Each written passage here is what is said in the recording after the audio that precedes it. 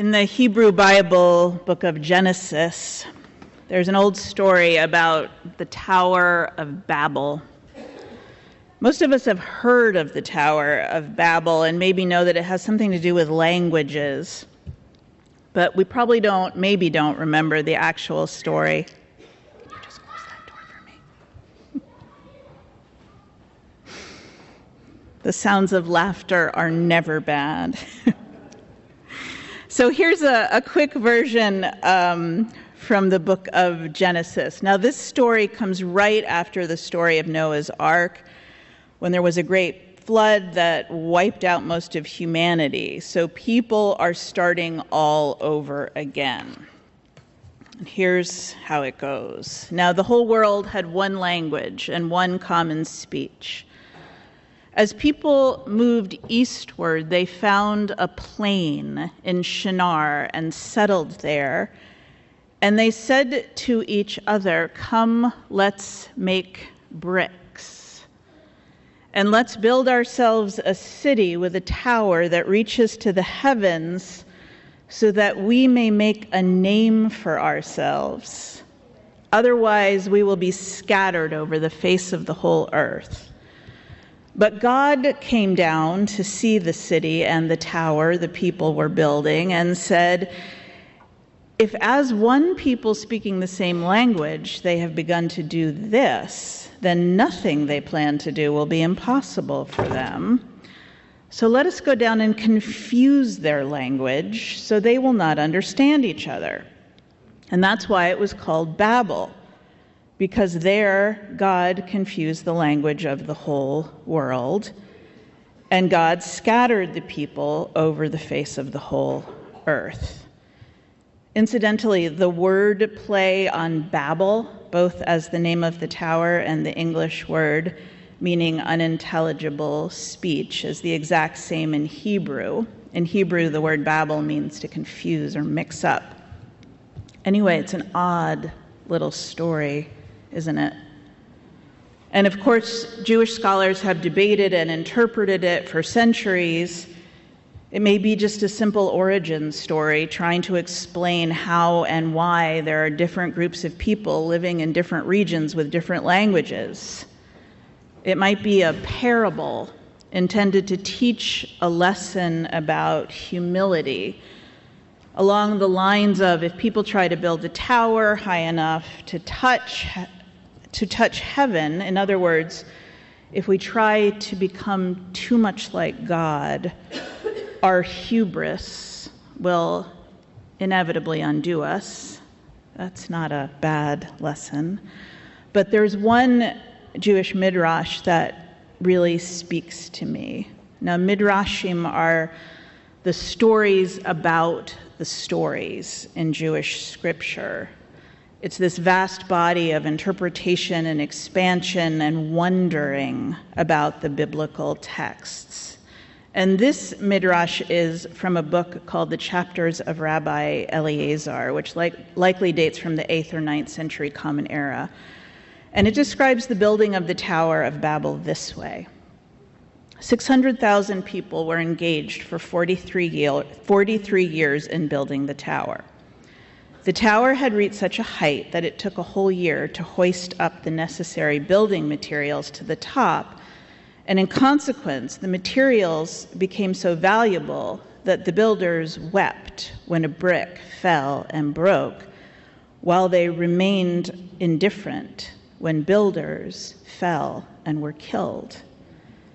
They also behaved heartlessly toward the weak and the sick, who could not assist in the building of the tower, and they would not even allow a woman in labor to leave the work. God at first permitted the people to continue with this work, waiting to see whether or not they would stop their sinful undertaking. And when they continued, God endeavored to induce them to repent, but all in vain. The confounding of the languages compelled them to give up the work. The text also says that a mighty wind caused the tower to fall, and that once the people couldn't understand each other's language anymore, They took up their swords and tried to destroy each other, and half the world fell there by the tower, and that is why God scattered the people upon the face of the earth. In Rabbi Eliezer's midrash, the sinful undertaking is not the building of the tower. It is that in the building of it, the people forget their basic humanity and become cruel. A wasted brick matters more to them than a human life. And when they can no longer understand each other, they try to destroy each other. Clear signs they have lost their moral and ethical compass. It sounds a little familiar, does it not? Just this week, we learned that the current administration is handing out literally hundreds of billions of dollars in tax cuts to the country's wealthiest investors and companies, while at the very same time, the exact same time, going before the Supreme Court to appeal the ruling given by a Rhode Island federal judge to fund SNAP benefits immediately, so that the nearly 42 million Americans, 1 in 8, who rely on them, can buy groceries. This week, 1.5 million federal employees are going without a paycheck as the government shutdown continues with no end in sight. And on Thursday, the Supreme Court allowed this administration to enforce a terrible policy, blocking transgender and non-binary people from choosing gender markers that align with their actual identities, or using an X marker, which puts trans and non-binary people at greater risk in all sorts of ways.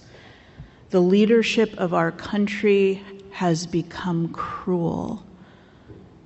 The cruelty is not accidental, it is not incidental, it is the point. The United Church of Christ minister and public theologian, Reverend Cameron Trimble, was also thinking about the Tower of Babel when she wrote an essay called "When the Cracks Appear: Facing Collapse with Open Eyes and Open Hearts." And in that essay, she writes, "Our leaders have been building a tower, not of brick, but of reckless policies and cruel ideologies. They believe they can defy the limits of our economy, our planet, and our common humanity. They believe they can cut down every system that supports real life: education, healthcare, public safety, neighborliness, and still reach the heavens. It is right to grieve this moment," she says, "but we are not powerless. As the tower crumbles, we are the builders of what will come next. In our choices to tend our neighbors, to speak for justice, to preserve truth, to care for this fragile earth, we lay the cornerstones of a different kind of community, one where people are never sacrificed for bricks, and where power does not replace compassion." Collapse is real, Trimble says, but so is creation. And if we believe that love is stronger than fear, that justice is worth fighting for, and that the common good is still possible, then we have to begin imagining and preparing for what comes after this breaking. Maybe that is our calling, to name what is falling apart with honesty, while setting our sights on what must rise in its place. To grieve, yes, but also to dream. To refuse to be consumed by despair, and instead to cultivate the values that will be needed when the dust from the crumbling settles. Compassion, integrity, courage, and care. Trimble is telling us we need to broaden our perspective. Really, we need to lengthen our perspective so that we can see a bigger view, a longer view. And we need to focus attention on what we want to help build after this tower falls. A few weeks ago, I read to you from the civil rights lawyer and scholar Michelle Alexander's first column in the New York Times in 2018. And in that column, she says that the people who are trying to live by the values of compassion, integrity, courage, and care are not the resistance. We are part of a great river, a river that flows through all of human history and moves ever in the direction of freedom and dignity for all people. Michelle Alexander calls it the revolutionary river. She wrote in that column, "Every leap forward for American democracy, from slavery's abolition to women's suffrage to minimum wage laws to the Civil Rights Act to gay marriage, has been traceable to that revolutionary river, not the resistance. In fact, the whole of American history can be described as a struggle between those who truly embrace the revolutionary ideas of freedom, equality, and justice for all, and those who resist, try to block those ideas." One of you reminded me after that sermon that the author and activist Glennon Doyle also talks about Michelle Alexander's revolutionary river. I couldn't find her words written down anywhere, so I actually had to get myself on Instagram this week. And I transcribed a little video, which one of you was kind enough to tell me this morning is actually called a reel on Instagram. Who knew? Now I do. So in that reel, Glennon Doyle says, "The river of love and justice and shared humanity has been flowing since the beginning of time. It cannot be stopped. All we have to do now is get in that river, because on that river is a fleet of boats. And some of those boats say immigrant justice, there's a queer rights boat, there's a racial justice boat, there's a protect higher education and a healthcare for everyone boat. And they all have amazing captains who have been captaining these boats forever. This has all been going on for a long time. We don't need to start anything. We just have to get in a boat." Glennon Doyle says that in addition to getting in our boat, in addition to finding our own ways to be part of that river, whether it is standing in the streets with signs or writing postcards or helping feed hungry people, the other thing we need to do in our boats is to dance. Now, just as an aside, I don't think dancing in a boat is the best idea. But I think I'm imagining small, tippy boats like canoes, and maybe Glennon Doyle is thinking more along the lines of cruise ships. But the point is, we need to have joy in our boats.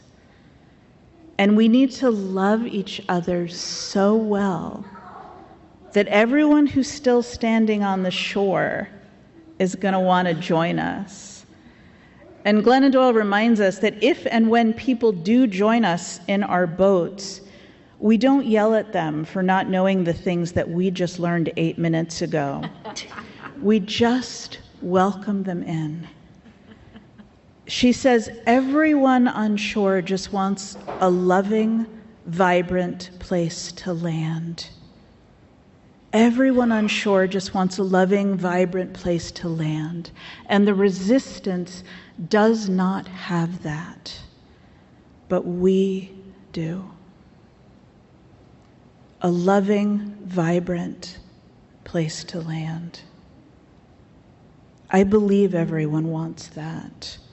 And I also believe that if more people had one, their willingness to allow such cruelty in our common life, to tolerate such cruelty from our leaders, would be much less.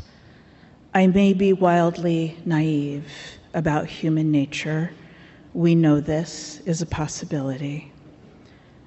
But I also believe that most Americans do not want millions of children and elders to go to bed hungry tonight. So what is our work? What is our work as a people of a faith based on compassion?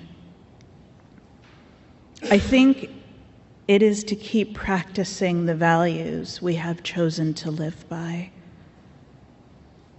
I think it is to practice compassion, integrity, courage, and care as much as we can, everywhere we can, and to keep dreaming of a different way of being human together.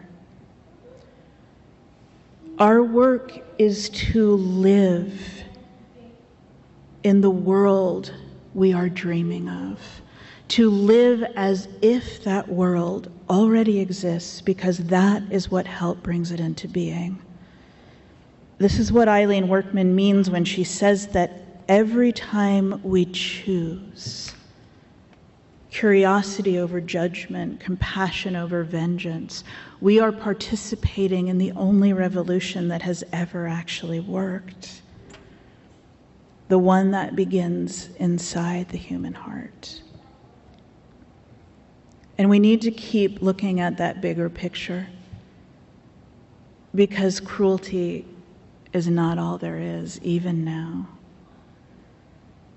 There is also the wild generosity of neighbors, friends, volunteers who are keeping the food pantry shelves stocked, the dinner programs open.